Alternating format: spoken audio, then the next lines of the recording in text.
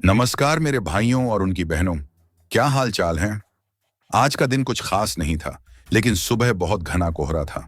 परंतु सूर्य भगवान की कृपा हुई और धूप निकल आई। जैसे ही धूप निकली, हम भी नरवल की ओर निकल पड़े। हमारे गांव की जो नदी है, उसका नाम पांडु है। मगर इस नदी का पानी किसी नाले से कम नहीं है। आगे बढ़ते हुए हम नौगंवा पहुंचे और धूप के कारण वहां भी हलचल होने लगी थी, वरना इतनी सर्दी में कोई घर से बाहर नहीं निकलता।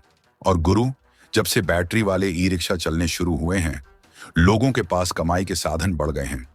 धीरे धीरे हम सगुनपुर पहुंचे। वहां हमने देखा कि बकरी पालन भी गांव में पैसे कमाने का एक अच्छा जरिया है। बकरियों को देखते हुए हम रायपुर से नरवल वाले रास्ते में पहुंचे। नरवल के रास्ते में ज्यादा हलचल नहीं थी, बस पढ़ने वाले लड़के लड़कियां रास्ते में नजर आए। क्योंकि हम लोगों को देर हो चुकी थी, तो सड़क पर ज्यादा लोग नहीं थे। आखिरकार हम प्रतापपुर पहुंचे, लेकिन वहां कोई खास चहल पहल नहीं दिखी। गाड़ी चलाते हुए हम नरवल के करीब पहुंचे। इतनी सर्दी में गाड़ी तेज चलाने का मन नहीं हो रहा था, मगर काम जरूरी था तो करना ही पड़ा। हमारी गाड़ी नरवल में दाखिल हुई।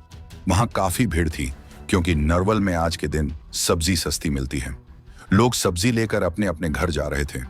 भीड़ भाड़ के बीच गाड़ी निकालते हुए हम बैंक पहुंचे। बैंक में भी थोड़ी भीड़ थी। करीब 2 घंटे बैंक में रुकने के बाद और अपना खाता बंद करवाने के बाद हम राधे की दुकान पहुंचे। वहां गाड़ी खड़ी करने के बाद मुझे एक किताब लेनी थी। ये वही किताबों की दुकान थी जहां से हम पढ़ाई के दिनों में अपनी किताबें लिया करते थे।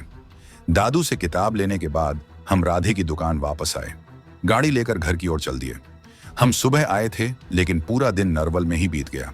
सर्दियों के दिन ऐसे होते हैं कि पता ही नहीं चलता कब धूप निकली और कब चली गई। इन्हीं बातों के बीच हम अपने गांव के किनारे पहुंचे। सर्दियों में नदी का पानी बहुत तेज महकने लगता है। कभी कभी तो इतनी महकता है कि सांस लेना मुश्किल हो जाता है। धीरे धीरे खेतों के किनारे पहुंचे और शाम होने लगी थी। तभी घर से फोन आया कि मेथी और सोया लेकर आना है। हम सोया लेने पहुंचे ही थे कि स्पाइडरमैन आ गया।